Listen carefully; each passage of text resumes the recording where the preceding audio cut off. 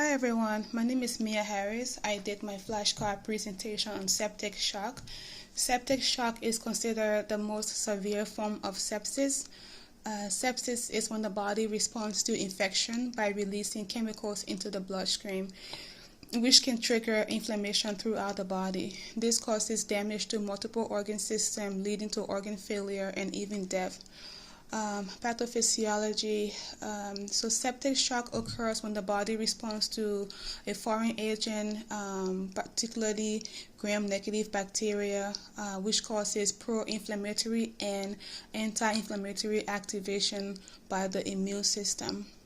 When this happens, the white blood cells, such as the macrophages, the monocytes, and neutrophils, interact with the endothelium, and this can lead to the release of cytokinase, the kinase, the protease, which are pro-inflammatory properties, and also the release of the nitric oxide, which is a vasodilator and is an anti-inflammatory agent.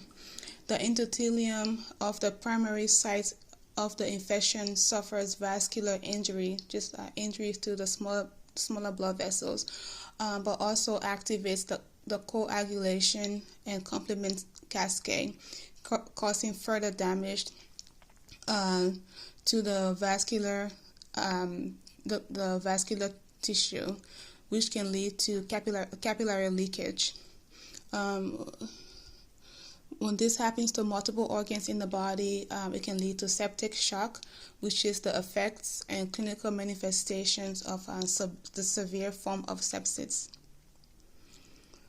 Risk factors, diabetes. So people with diabetes are at risk for developing wounds, not just any wounds, but wounds that are very hard to heal, which can increase the risk of infection and septicemia. Malignancy. So cancer and chemotherapy can weaken the immune system. Some chemo can cause decrease in the white blood cells, particularly the neutrophils, which can lead to neutropenia. So the neutrophils defends the body against bacteria and fungi. So neutropenia increases the risk of bacterial infection that could lead to sepsis and septic shock. So the liver disease, so the liver is responsible for clearing bacteria and toxins from the blood through pro-inflammatory response during sepsis. So the diseased liver can cause excessive production of cytokinase and other pro-inflammatory agents, which can be detrimental to the body organs, leading to septic shock. The use of steroids. So steroids are anti-inflammatory agents that can weaken the immune response to infection. Immunosuppressed. Immunosuppressed patients such as cancer patients, HIV patients, and patients who are taking chemotherapy have weakened immune system that cannot properly defend against infections. So burns wounds are highly associated with infection depending on the degree of the burns. So severe burns can cause hypovolemia, severe inflammatory response, which can also lead to septic shock. Major surgery. So major surgery can put people at risk for systemic infections if proper infection prevention protocols are not followed. Indwelling catheter can cause UTI, which can lead to sepsis and septic shock. Prolonged hospitalization can increase the risk of nosocomial infection, which can also cause sepsis and lead to septic shock if it's not treated in time.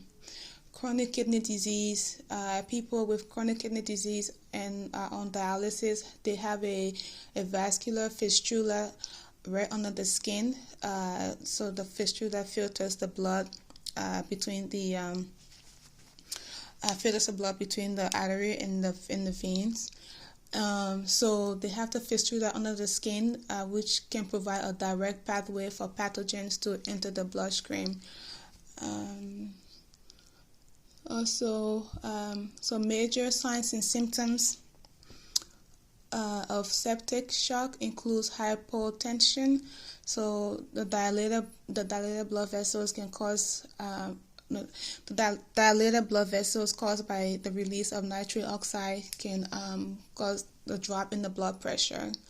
Altered mental status is due to neuroinflammation and inflammation of the brain, which can interfere with the cerebral perfusion, the blood-brain barrier, and neurotransmission. Generalized weakness. This is caused by impaired mitochondrial activity and persistent protein oxidate damage. So the mitochondria is like a powerhouse of the cells that produces energy. So if that's impaired, that can also cause weakness. Anuria or oliguria. Anuria is like no urine output at all, or very decreased urine output due to kidney damage.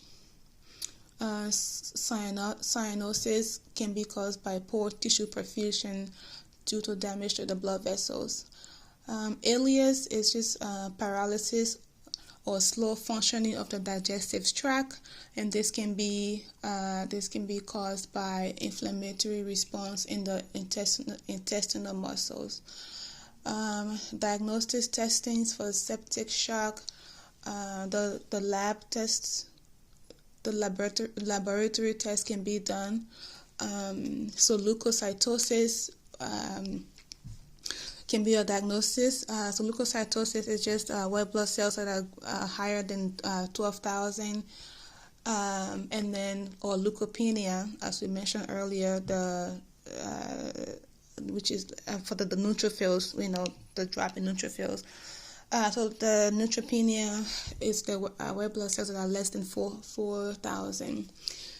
C-reactive protein detection. So C-reactive proteins are reserve protein that is produced by the liver cells following the release of inflammatory cytokinase. Procalcitonin, more than 2 the standard deviation above normal.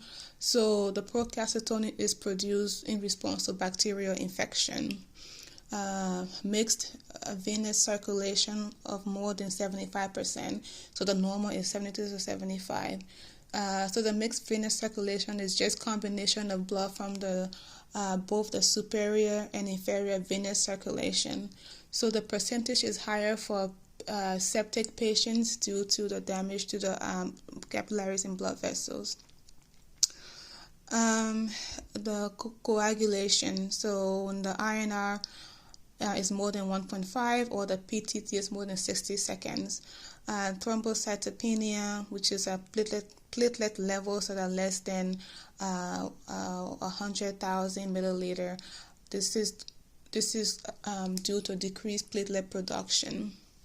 And then lactic acidosis, this is caused by tissue hypoxia when the body oxygen delivery system is disturbed. Hyperbilirubinemia is also seen as well. This is caused by inflammation and injury to the liver. Hyperglycemia, this is caused by impaired glucose metabolism, which is in response to inflammation and stress. So the pre-renal azotemia or pre-renal failure is also a major sign for septic shock, because so the pre-renal failure is observed when there is a presence of nitrogen waste such as urea and creatinine in the bloodstream. Imaging that can also be done to diagnose septic shock includes X-rays. X-ray can be done to check for infections in the lungs. Ultrasounds can also be done to check for infections in the gallbladder and the kidney. The CT scan can take X-rays of various angles and cross sections of the body organs such as the liver, pancreas, and other abdominal organs. Infections in these organs can be seen on the CT scan. MRI can also be done. An MRI show images of tissue and bone infections.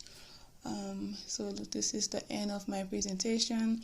I encourage you to please print out the notes and just read it for better understanding. Okay, thank you.